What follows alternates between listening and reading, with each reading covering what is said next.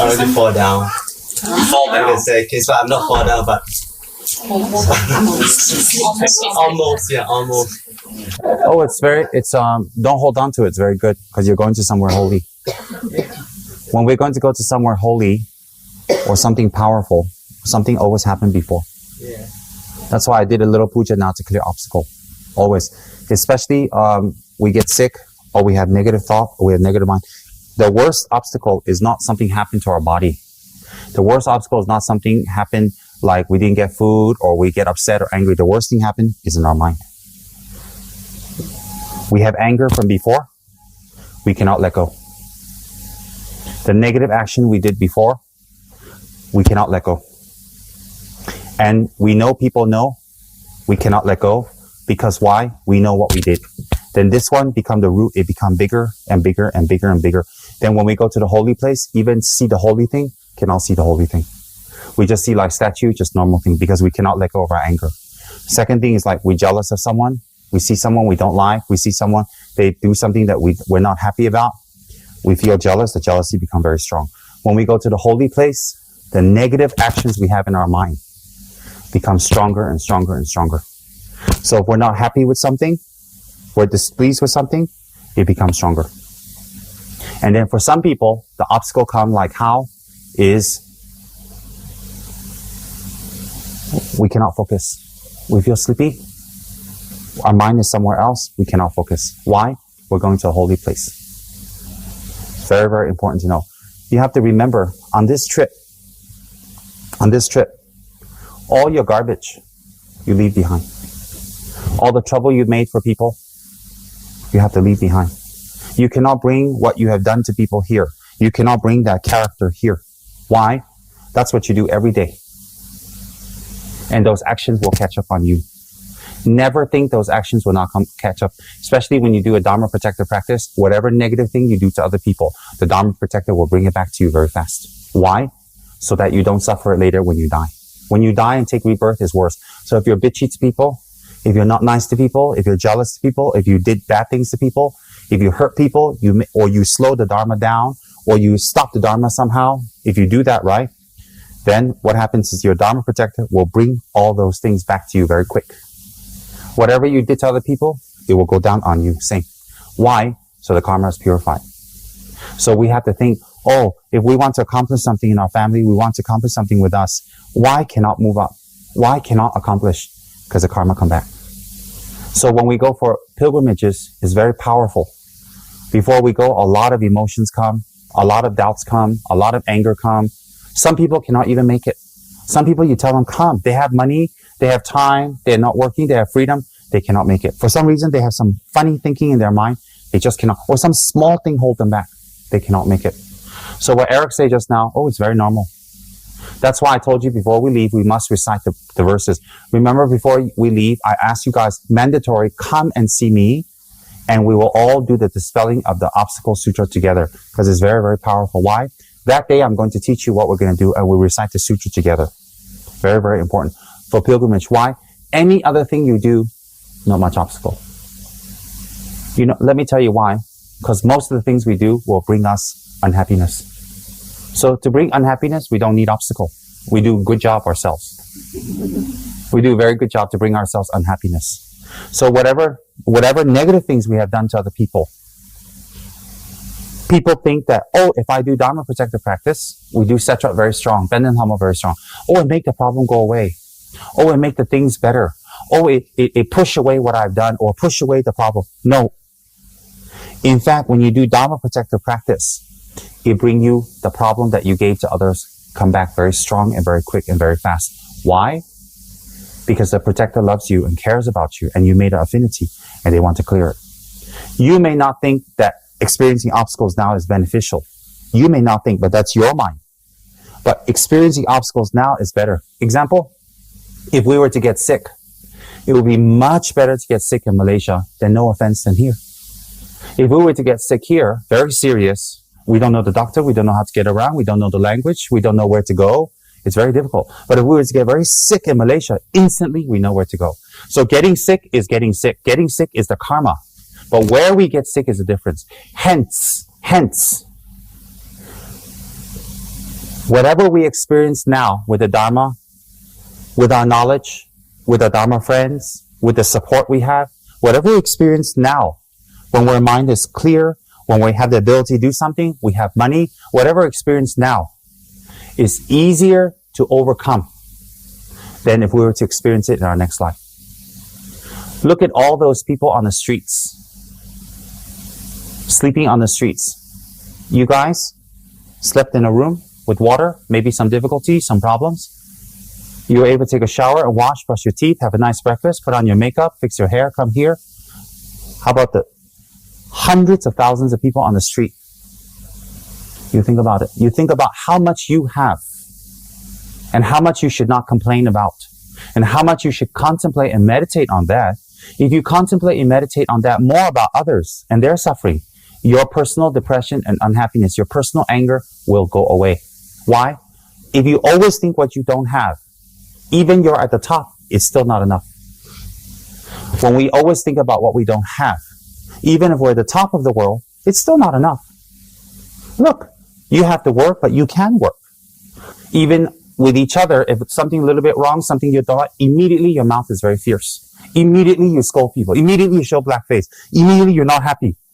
How about if you, next life born in Nepal, on the street, in a small village, and don't think you can't, and then you get sent abroad to work under other people.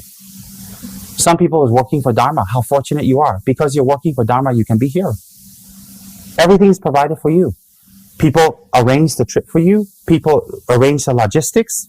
And then people came here many times before to get the experience to arrange your logistics. They come here early, prepare your rooms. They made hundreds of phone calls. They got your visas ready, and they brought you here. Did you say thank you very much? Did you buy them breakfast? Did you give them a gift? Or you still look for something wrong? Or you still see, you cannot smile even. Why? So on the pilgrimage, it's like that. A lot of obstacles will come out. And sometimes it's physical, sometimes it's inner, sometimes it's outer. We don't know. Most of the time, it's inner obstacles that come out. What's the obstacles? Anger, jealousy, previous events, it all come out. Do you know why it comes out? Pilgrimage is about purifying. It's like when you wash the floor with a sponge or you wash the table with a sponge and it's very dirty, you squeeze it out, all the dirt comes out. It's like that. And some people, when they go back to KL or before they come to KL, they feel depressed, they feel lonely, they feel unhappy. Now that we're fresh, let me tell you again why. Because we think about ourselves too much. Because we focus on ourselves too much. Because we're always thinking, my happiness, my business, my family, my lover, my relationship, always me, me, me. The ones who think about me, please do not think this is some stupid monk rambling on and on. You check it out yourself. The more you think about yourself, the more you create enemies. The more you think about yourself, the more you create disharmony. The more you think about yourself, the more you'll be unhappy. Now you can fix your hair. Now you can wear a tie. Now you can go make money. That won't last. It will fade very fast. And when that fades, you have nothing but inside what you developed here. Now that we're going on pilgrimage, whenever negative thoughts come, let it pass. Whenever anger comes, let it pass. Whenever we want to say something to someone, control it and let it pass. Look at the poverty that's around you. Some people kindly said to me that they can't take the poverty or it's very difficult for them to see. Then it should be very difficult if it's difficult for you to see the cause of, to see poverty, then you must see the cause of poverty. The cause of poverty, the cause of being born in a difficult situation, environmental situation. The cause to be born in a difficult environmental situation where the food and water and sleeping and clothes, all that is very difficult, is directly related to anger. When you show anger to people all the time, real anger, you will be born in such an unpleasant society where getting things are very, very difficult. Then if you're afraid of poverty, poverty comes from having a miserly state. Not helping, not giving, and giving and helping with an agenda. Even when you give millions, but it's with agenda, it's not giving. So, why do you think you're far away from all that? You're one breath away from a rebirth like that. One single breath away. You just die. And you wake up, that's it. What makes you feel you're impervious? People are afraid to look at death. People are afraid to look at poverty or old age. People are afraid to look at people suffering. Why are they afraid to look at it? Because deep down inside, subliminally, subconsciously, they know they can end up there. They know they will go there. So it's very hard for them to face and see death or talk about it or see poverty or see people on the streets. Why? They're deathly afraid of that. Why are they afraid? Because they know that they can end up there also. So they don't want to face it. My advice to you is face it. Face it, overcome it by practicing Dharma. So if we go back to KL after the pilgrimage, exactly the same as we came, for some of us, only thinking about ourselves, only thinking about winning, only thinking about me, we'll end up like the way before we came. You're here for Dharma, one way or another, so I'm explaining Dharma to you.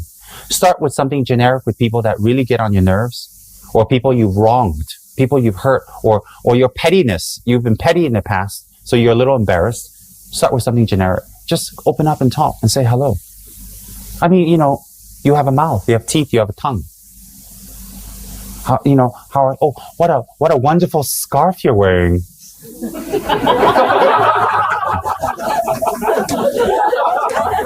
And then you can say something else generic. You can say very generic. You can say, and I'm so happy that you have that scarf. And then they'll be like, oh, they're so nice. Now, you don't mean a word you say, but it's better than not say anything. You start with something generic to push yourself to accept others, to push yourself to forgive others, to push yourself to talk to and to communicate with people that really get on your nerves. And then in the way they dress, their hair, the way they look, you just say, oh, you don't have to, even if their hair is not nice, you say, oh, your hair is very interesting. Although they look like a witch that's had their hair blown in a typhoon, you just say, oh, your hair is very interesting. And I'm happy for you. Something like that. And then you say, oh, are you sick? Oh, I do hope you get well soon. Of course, you don't show them. You just go like that. Oh, I hope you get well soon. And then, you know what happens? Then that person says, oh, they're changing. See, people change when they see other people change. People don't change because their guru told them to change. People don't change because their guru. If people change because their guru told them to change, we will all be Buddhas because Guru Shakyamuni already told us to change. Guru Tsongkhapa told us to change. His Holiness, the 14th Dalai Lama, has told the whole world to transform, world peace, inner peace. So people don't change because their guru told them to change. People change because other people changed. So if you don't change, your guru's disciples won't change. If you don't transform, you won't help your guru to grow. You won't help your Dharma work to grow if you don't change. Why? People never change because their guru said so. Why? Because people say, well, the guru is supposed to be nice and, he's going to tell us nice things. That's what we expect. But when they go and see bitchy students, difficult students, greedy students, students that get along, and they see students that don't transform, they go, I'm getting out of here. Bye. See you later. See you later, alligator. That's what they think. People don't change because their guru told them to change. People change because they saw their guru's students and friends change. Isn't that very instrumental? So who's your guru's students? Yourself! You don't point at the guy next to you, the lady in front of you, the lady behind you, the guy on your right, on top, left, and right. You don't point. You point yourself. You don't say, this person did this to me, this person did this to me. You're not innocent. Let me tell you why. If you are innocent, then everywhere else in your life, everything is perfect except for that person. So at home you have problems, at work you have problems, when you go out you have problems. Even when people don't make problems, when you see people, you make problems for yourself because you criticize them in your mind. So if you have problems everywhere, it's not just this person, it's yourself. It is yourself. It's you. So hence, what's very, very important is, your guru doesn't make you change. Your guru does not make you change. But the students around your guru make you change. And the students around your guru is yourself. So if you've been around your guru for 10 years, 15 years, 20 years, and you still don't change, and you're still being told the same thing, then you will scare people away, you will scare yourself away, and you will scare your good karma and your good fortune away. And if you're practicing a Dharma protector, it will come back to you. Why will it come back to you? Because that's the job of a Dharma protector. They say, oh, I won't practice Dharma protector. That's even worse. Why? They don't come when it becomes very big, it'll come back to you.